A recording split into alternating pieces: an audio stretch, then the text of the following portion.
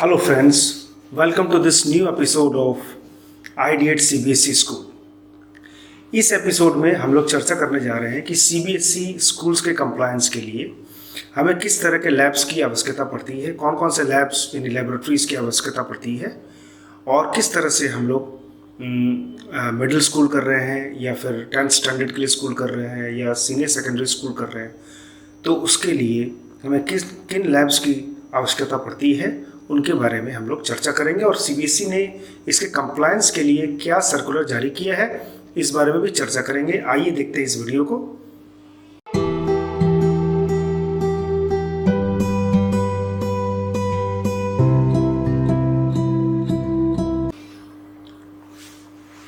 सबसे पहले मैं बता दूं कि मिडिल स्कूल, सेकेंडरी स्कूल और सीनियर सेकेंडरी स्कूल, इन तीन भागों में कोई भी स्कूल को बांटा जा सकता है। यदि क्लास 8 तक के लिए आप एफिलिएशन लेना चाहते हैं CBSE से तो मिडिल स्कूल हो गया, क्लास 10 तक के लिए यदि लेना चाहते हैं तो सेकेंडरी स्कूल, और क्लास 12 तक यदि लेना चाहते हैं यानी प्लस 2 तक लेना चाहते हैं तो वो सीनियर सेकेंडरी स्कूल में आता है।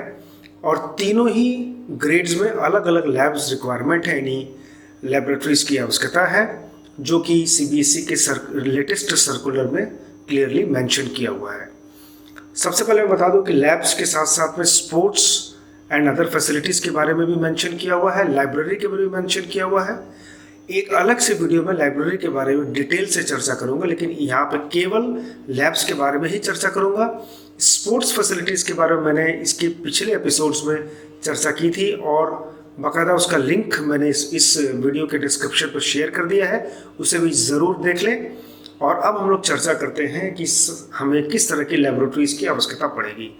सबसे मैंडेटरी यदि मिडिल स्कूल में यदि आप जाते हैं, क्लास 8 तक के लिए जाते हैं, तो कंप्यूटर लैब की आवश्यकता पड़ती है, मैथ्स लैब की आवश्यकता पड़ती है, और इसके अलावा लाइब्रेरी और स्पोर्ट्स की आवश्यकता पड़ती है।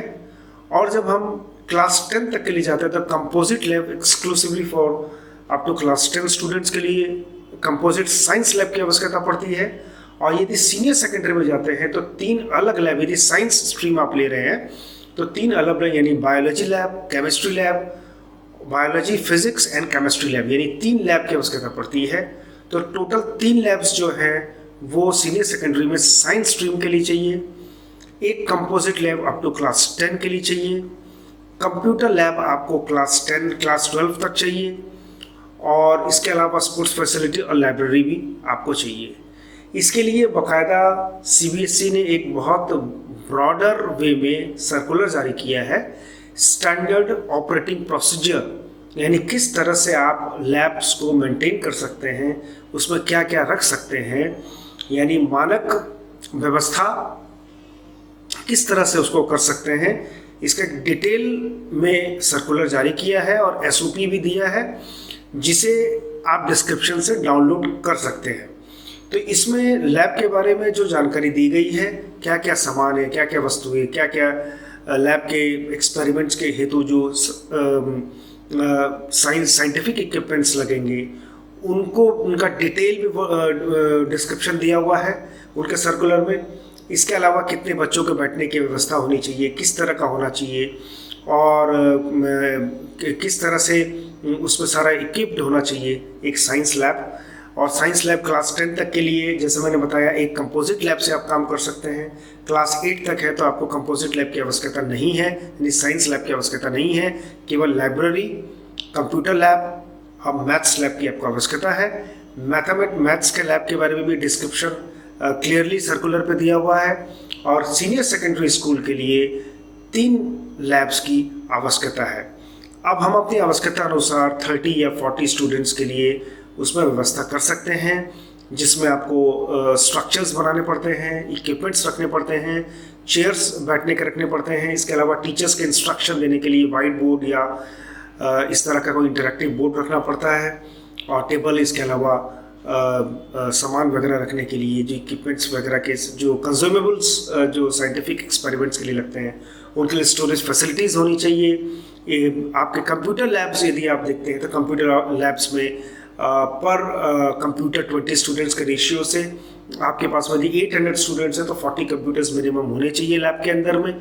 यदि उससे कम स्टूडेंट है तो 20 के रेशियो में आप कर सकते हैं। एयर कंडीशन होना चाहिए, बाकायदा एक इंटरनेट डेडिकेटेड इंटरनेट लाइन होना चाहिए। इसके अलावा सारे नॉन पायरेटेड यानी ओरिजिनल वर्जन्स ऑफ सॉफ्टवेयर्स की पॉलिसीज़ होनी चाहिए, सर्वर होने चाहिए, और इसके अलावा डेडिकेटेड सर्वर रूम्स के साथ आपके डेडिकेटेड स्टाफ चाहिए जो कि कंप्यूटर्स, क्योंकि क्लास 8 के यानी मिडिल स्कूल से ही कंप्यूटर लैब की आवश्यकता पड़ जाती है, यानी कम से कम 20 कंप्यूटर्स के साथ, और उसके बाद में जिस तरह से स्टूडेंट के रेशियो बढ़ता है तो आप कंप्यूटर लैब्स बढ़ा सकते हैं। कंप्यूटर लैब्स के साइज़ के बारे में भी डिस्क्रिप्शन दिया हुआ है सर्कुलर पे, और इसके अलावा कंपोजिट लैब के बारे का जो क्लासरूम साइज़ होना चाहिए यानी रूम साइज़ जो होना चाहिए वो भी कितना है वो भी क्लियरली दिया हुआ है। लाइब्रेरी के लिए भी क्लियरली दिया हुआ है, और जो साइंस लैब्स आप +2 के लिए बनाएंगे यानी 3 लैब बनाएंगे उसके लिए भी डिटेल दिया हुआ है। तो इसका जो सर्कुलर इम्पॉर्टेंट है और इसमें सारे डिटेल्ड वर्जन दिए गए हैं। तो यदि आप CBSE स्कूल की प्लानिंग कर रहे हैं तो इसके साथ में आपको लैब्स के बारे में, लैब के साइज़ के बारे में, स्ट्रक्चर्स के बारे में, उनमें स्टोरिंग फैसिलिटीज़ के बारे में, उनके स्टैंडर्ड ऑपरेटिंग प्रोसीजर्स के बारे में जानना बहुत ज़रूरी है।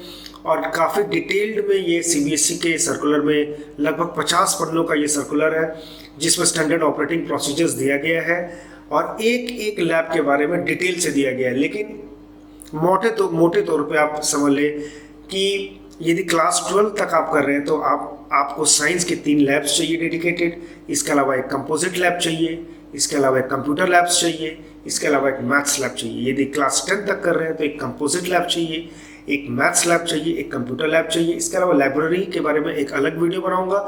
स्पोर्ट्स फैसिलिटी के बारे में मैंने ऑलरेडी पिछले एपिसोड में वीडियो बना चुका हूं और उसे आप देख सकते हैं, जिसके डिस्क्रिप्शन में मैंने वीडियो लिंक शेयर कर दिया है।